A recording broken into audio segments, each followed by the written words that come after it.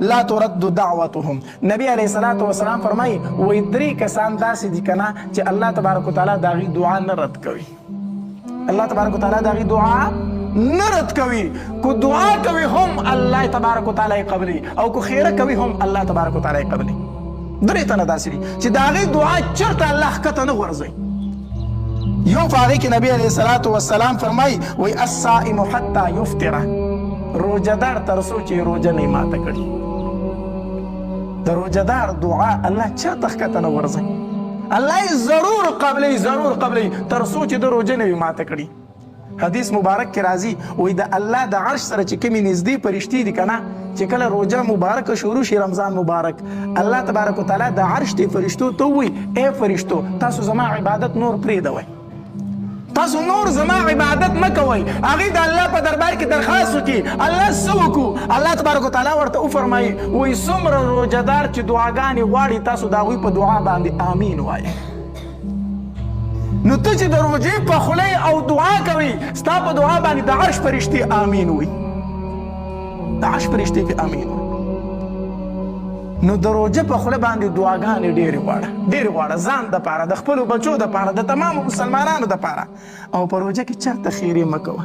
چېرته څه مه کوه؟ خیرې مه کوه. نبی علیه صلات السلام حدیث مبارک دی وایي تاسو خپل ځان ته خپلو بچو ته خپل مال ته خپلو نوکرانو ته خیرې مه کوئ. ځکه کیدای شي ته د اخره په داسې ټایم کې وکړې چې هغه ټایم د قبلېدو وي او الله ستا د دعا قبوله کړي د اخره دې قبوله کړي بیا به سبا لاس مروړي افسوس به کوي. نو ټوله روژه چې ده دا خو د دعاګانو د قبلېدو میاشت ده. هر ټایم پکې دعا قبلېږي او تا پکې څه وکړه خیره خپل بچي ته وکړه. بعضې زنانۍ که نه دا ماشومان یې تنګ کړي نو دوی د روژې په خولې باندې خیرې شروع کړي. نو دې ته پته نشته چې زما په دې خیرو باندې د عرش فرشتې آمین وایي. د عرش فرشتې زما په دې خیرو باندې آمین وایي. نو خپلو بچو ته د روژه په خوله باندې چېرته خیرې مه کوئ. دویم نبی علیه الصلاة والسلام فرمایي والامام العادل انصافدار بادشاه دې کو دعا کوي هم الله قبلي او کو دې خیره کوي هم الله تبارک وتعالی قبلي. ځکه په مخ د ځمکه په انسانانو کې الله د خوښ انسان چې دی که نه هغه انصافدار بادشاه دی. بادشاه هم دی په لاس کې طاقت هم شته او بیا هم انصاف کوي. چا سره ظلم نه کوي. طاقت ورسره شته خو ظلم نه کوي. دا په انسانانو کې الله ته په مخ د ځمکه خوښ انسان دی. الله دې موږ ته انصافدار بادشاه راکړي. او دریم نبی علیه الصلاة والسلام فرمایي ودعوة المظلوم د مظلوم دعا د مظلوم خیرې د بېکسه او د لاچاره خیرې الله تبارک وتعالی دا چېرته ښکته نه ورځوي. چې کله مظلوم باندې تا ظلم وکړو که نه او هغه درته په خوله هېڅ ونه وي خو اسمان ته یې داسې وکتل الله ته خو ویني نو دا زورور دی زه کمزور یم الله څه نشم کولی.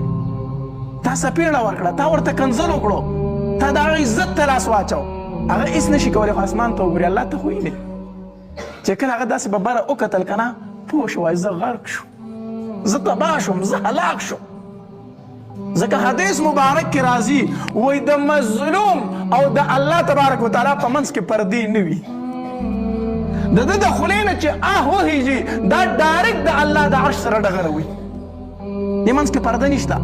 او الله تبارک وتعالی ورته وفرمایي ای کمزوریا ای مظلومه ای بېکسه چې په دنیا کې څوک نه لري زما دې د خپل عزت باندې قسمي زما دې په خپل جلال باندې قسمي ستا بدله به د ده نه اخلم اگر چې ټایم پکې ولګي.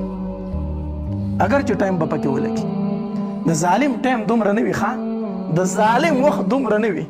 ظالم دی نه خوشحالېږي چې زه ظلم کوم او بیا هم ښه مزې کومه. وکړه لږ ټایم به راشي وکړه لږ ټایم دا مزې الله درته مهلت درکوي او د الله پکړ بیا ډېر سخت دی. وګوره د خپلې علاقې ظالمان الله د مخ د ځمکې نه ورک کړي دي که نه دي ورک کړي. په کلي کې وګوره په ضلع کې وګوره سوچ وکړه څومره ظالمان چې الله ترې نه مخ د ځمکې پاک کړ.